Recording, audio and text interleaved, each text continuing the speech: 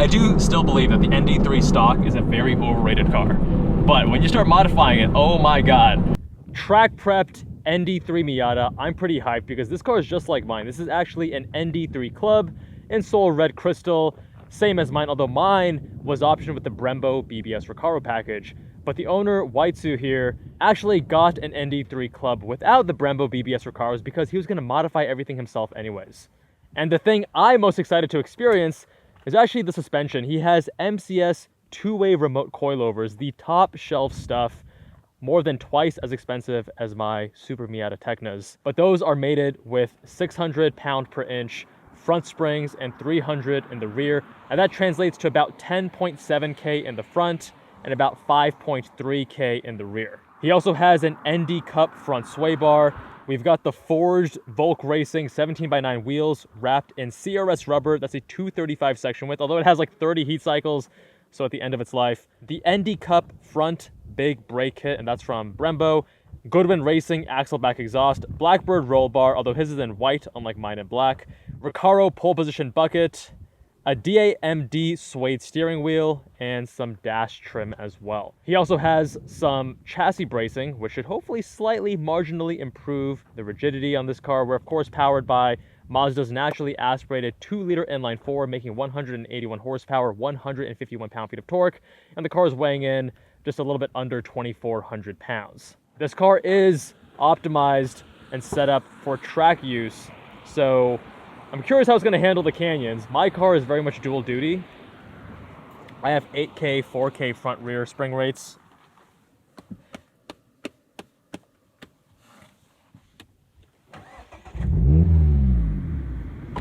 Recaro pole position seat feeling very nice, although not quite as low as in my car because I have the Jazz seat lowering brackets, lowers me by 2¼ inches with a nice suede trim piece right there, looks good. And of course the aftermarket wheel with suede as well.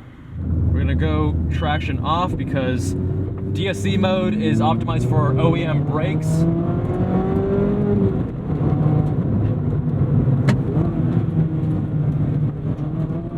Wow, this steering is really alive.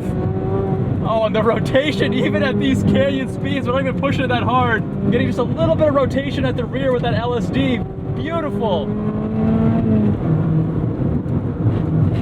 With the exhaust too, I can really hear the engine. That's an issue I have in my car on track with the windows down.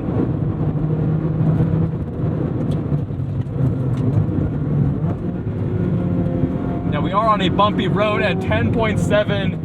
5.3 is a little bit too stiff for the Miata for street duty, I'd say. But wow, what an immediately sharp front end. Wow, wow, wow, I am impressed.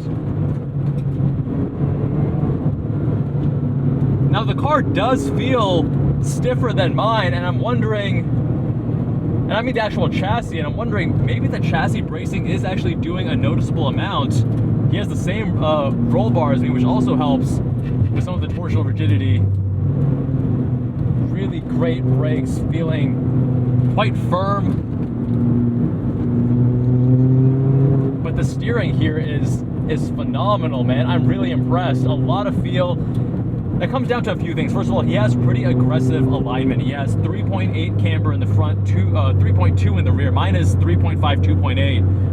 But then my caster is now 7.5. I'm not sure what caster he's running. It's probably around that. But it's also the steering wheel itself. The Guardian design wheel in my car is just too soft, man. It dampens a lot of the communication through the wheel. Whereas this, it's a firmer, harder steering wheel. You can feel more.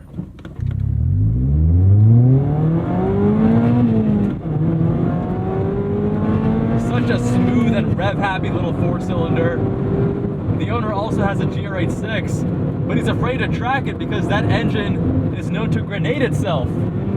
I also owned a GR86. Oh, dude, the way this thing rotates, though, is so beautiful. So good.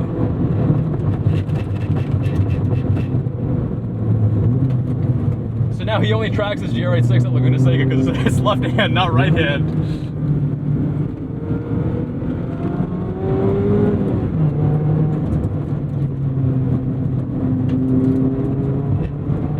Main track car.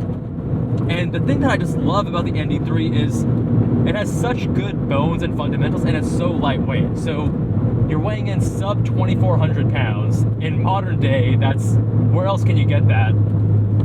Great inputs. They finally fixed the weakest point from the ND2 and the ND1, which was actually the steering. And of course, ND1 to ND2 got the upgraded engine as well. Transmission is known to still have issues even after the ND1, but as long as you have some mechanical sympathy, I hear that it should last. Your mileage may vary, of course.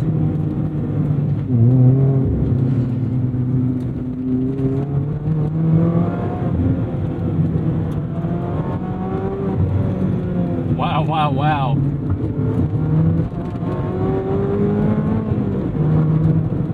This is an ND3 setup, right? I'm really impressed. I mean, yes, it's firm for a canyon road. It's still not, it's not bad out here. It's just gonna be a little bit punishing. It's like just on the edge of what you're gonna be able to deal with on the street. But man, it has such great communication with the front end.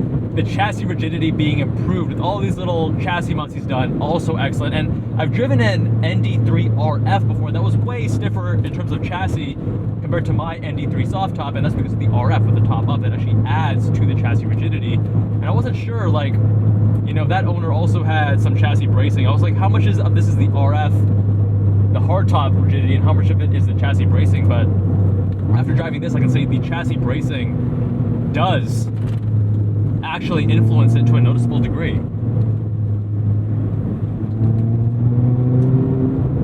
Incredibly sharp front end, very precise. In fact, in the beginning, it's almost overly sensitive in a way. Every little minor input you have to be very intentional about. I'm not going to say it's darty, because I don't think it's, I mean, the steering ratio is not overly fast or anything. It's the same steering ratio. But it just has such a sharp front end that you need to be very smooth and intentional with your inputs.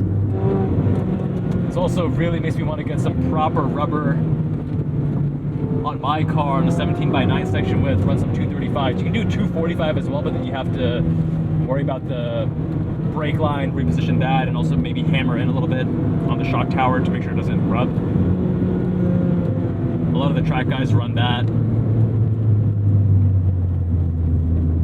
Man, driving this car is giving me the itch to keep modifying my car. I actually am getting to the point where I enjoy my car so much more now than I did before when it was bone stock.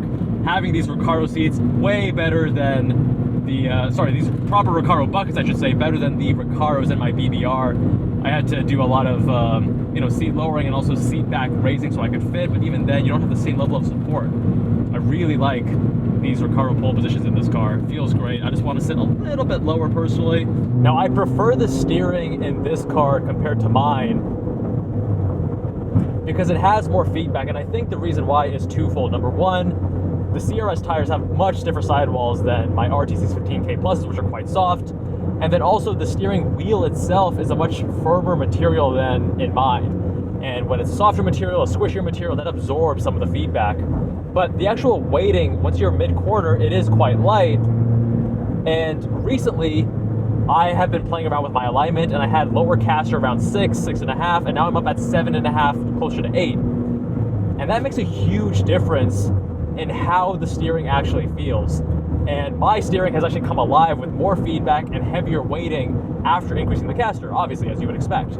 And I wonder, the owner doesn't know what his exact caster is here, but I wonder if he increases the caster, can he get even more feedback, even though this is already excellent, and a little bit heavier weighting as well.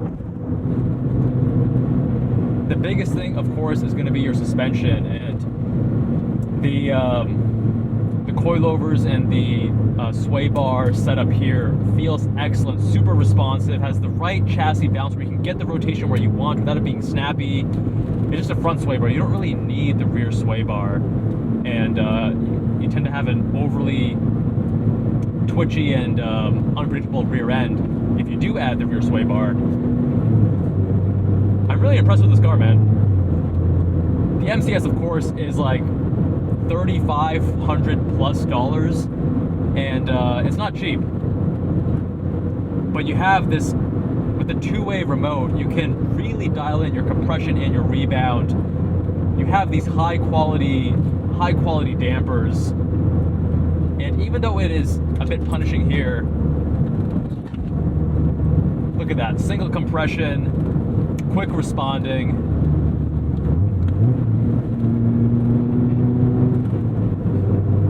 I do still believe that the ND3 stock is a very overrated car. But when you start modifying it, oh my god, the fundamentals, double wishbone front, multi-link rear, incredible direct manual transmission, finally fixed steering rack, and being super lightweight, light of consumables, it is a car that you want to just take to the track.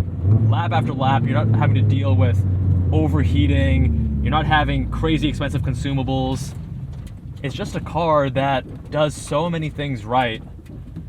And I'm excited to take you guys on this journey as I keep modifying my own ND3.